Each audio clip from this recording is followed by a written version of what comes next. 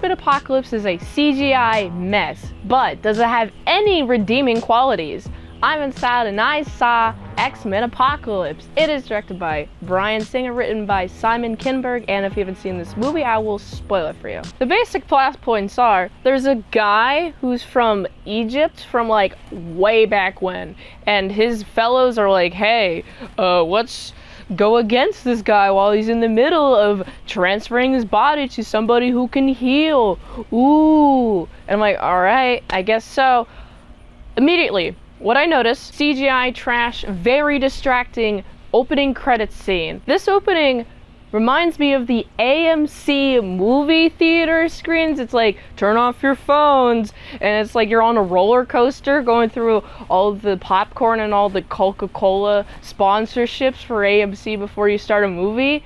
That's what the opening credits are. We see this guy's body getting transferred, and it's just 5 minutes of too many shots of his body being transferred. Just so much glowing happening. I'm like, I get it. His body's being transferred. And it seems like somebody decides to destroy the pyramid he's in, and so he gets encapsulated. And then, a lot years later, there's this chick, too curious of a chick. She's like, oh, let me go into here. Oh, wow. I'm gonna go into this underground place, and it looks like these guys praying to this temple or something. I'm gonna go into the place, and I'm gonna leave the sun exposing the underground, so whenever the sun hits it, it causes this thing to just be there, and then like a bunch of explosion, and this guy emerges. I'm like, okay, I guess that happened. What I do like about this movie is introducing Cyclops's inability to control his powers. He's like, oh, I got powers, oh, there's like a bully, hey, dumb kid. He's like, don't. And he opens his eyes and he freaking lasers or kinetic pushes. I've been told that it's a kinetic push in the comics, but this movie treats it like it's a laser. But actually, no, it treats it two different things. In this scene, it treats it like it's a kinetic push. If it were a laser, it would have just like blasted through the metal and blasted through like half of the building. But no, it just kind of pushes. And then when it gets transferred to the X-Men house, the X-Men Manor, the X-Men Mansion? Whatever. This movie kind of makes me not want to know what it's called because it immediately gets destroyed like 20 minutes later. But when he's training his powers, it splits a tree. And I'm like, well, that's not pushing. Wait, what are his powers? Is it a laser beam or is it kinetic pushing? Oh, whatever. So we have Xavier, he's going to Cerebro. Oh, just Cerebro, why is this CIA lady here? Also, why are you trusting the government with your very top secret, very dangerous Cerebro weapon? Why do you even trust her? But of course, who cares? Who cares? What's more important is we have Quicksilver discovers that Eric is his dad, and it's kind of the most thin reasoning for him to be at the X-Men place when it explodes so he can be there to save everyone. And I'm like, wait, this is not convincing me that you know that Magneto is your father. Wouldn't he have, I don't know, wouldn't you have some magnetic powers? Why do you have Quicksilver powers? Which chick did he impregnate? So this takes place after the last movie, because Magneto is now just living in Poland. He has a nice, happy family, right? He's a lumberjack. He's on the run. He's not supposed to be in America no more. So you know what he does? He's just, you know, chilling with his family. But of course, he saves a person. One fatal mistake, he saves a person from getting a bunch of lava dropped on them by containing the little metal circle that it comes in. And you know what these guys is? Thank you so much for saving my life.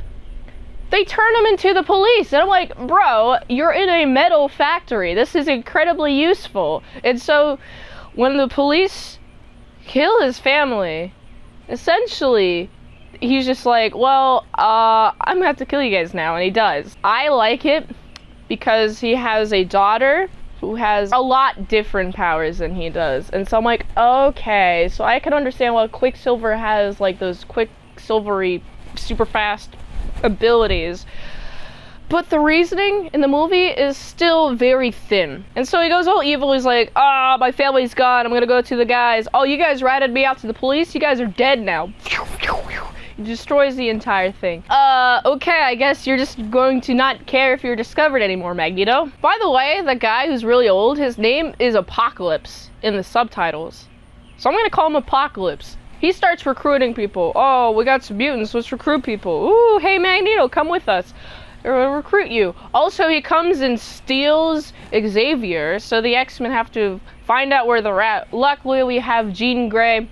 She's able to know where he's at because Xavier does a message to everyone in the world via this guy. And this guy is like, oh yeah, here it is. Here's a way for you to not have to use Cerebro. And there's a freaking wasp there. When Xavier is communicating the message that Apocalypse wants to say, oh my goodness, Xavier's like, oh, I'm gonna butcher the last line. And he gets no punishment for that? Freaking Apocalypse is just gonna let this happen? Alright then. Also, when we have a couple of people, Mystique and like a couple other mutants, were taken when a helicopter came down, landed. Oh, where's the manor? Ooh, we're gonna take a couple of you guys. We're gonna take you. And then we have Kurt, Jean Grey, and also Scott. Oh, teleport into there. Oh, we can't get out. There's like 2 layers of cages on this helicopter. Major plot hole number 1. Why are they not discovered? They're in a cage. Why couldn't you just check the entire helicopter before taking these mutants that you selected into this ring, in this middle ring? Why didn't you check the entire helicopter? I don't believe it for a fact. So, you know, they're, oh, we're running around, ooh, yeah, we're gonna get you, we're gonna save you, woohoo, we're gonna save you. And they save them. We save Weapon X, which is Wolverine. He kills a bunch of people for them, and then he runs off. Cool, I guess, awesome. And then, Magneto, you know what Magneto's doing? He's been commanded to take all the metal in the world and just all the metals, get it out. Let's just pull up everything and then make a new civilization. And obviously this is going to have major casualties, and Magneto is all for this because he's all for mutant supremacy. Also, what's interesting is we have Jean Grey. She's like, oh, they're in Cairo, all right, let's go there. And they're in a metal flying jet. Freaking Magneto can pull apart structures in Australia and all around the world. Why is he not controlling their metal jet? Also, why is he not controlling the metal on their suits? There's metal there. I see some shiny things on their suit. Why? This is major plot hole number 2. But of course, the only way they're able to defeat Apocalypse is Quicksilver goes really fast and then he beats up Apocalypse really fast, and Apocalypse is like, oh, I'm as fast as you, and there's like, oh, they're all gonna be destroyed. Oh no. It's that tension you feel at like the climax of the 3rd act. It's like, oh no, they're all in danger. There's a potential that they don't make it alive. Oh no. And it's like, I see it and I'm like, obviously they're gonna make it, and guess what they do? They do make it. And I'm like, they shouldn't have done that. They shouldn't have made it. There is 2 plot holes that were in service for them. It would have not made sense if somebody cared about the plot holes not being there. But obviously, they were there, and I saw them very glaring. And I was like, why is Magneto not controlling their jet? There has to be some metal stuff on it. It wasn't mentioned that it's a plastic fighter jet. No, none of that was mentioned. How would I know that this is Magneto proof? How would I know that? All the CGI just looks like trash to me. It's just too much going on. And whenever there's CGI actors and like human actors, they just look so different, and this makes me angry watching this movie. Don't watch this movie. Don't rewatch this movie. I've told you what it's about. It is kind of convoluted, and I don't believe that these people were to save Professor X or to save anyone. I think they're all dead. They're all dead. And I wish that that was the movie. Okay, that would have been a lot more interesting, okay? The faces, I recognize the old faces that I remember from the previous movies.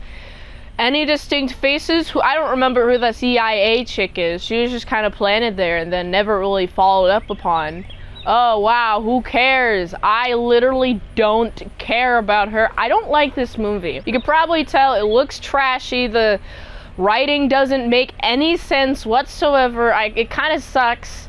Honestly, I'd prefer to watch another movie. Watch another movie if you haven't. Go watch Logan another time. Just do that. Just watch Logan again. So honestly, I would rate this movie, oh gosh, it just kind of sucks. So it's a solid 5 out of 10. What's your name? We'll follow you. YouTube.com/ASEPresents. If you like this review, watch another one the platform really likes that. If you want to fast track a movie, you can do that for $20 Dinos at patreon.com/ASEPresents. And if you like to help support the daily grindiness of all them daily movies, go to this link tree, find the way you can help support the daily grind of all them daily movies. So go here. And until next time, I'm in salad sauce. So it's my salad croutons and bacon bits. And I'm gonna run away because this movie sucks and it made me want to run away from the mere thought of it. Adios. God, this movie's so bad. I hate this movie so much. Why did I watch it? What did they do? Why did they do this to us? Who freaking made this movie? Was it Fox? Fox? Sony? It makes sense if it was a Sony film. Sony kind of sucks at movies. I don't even remember. Oh geez, this movie's awful.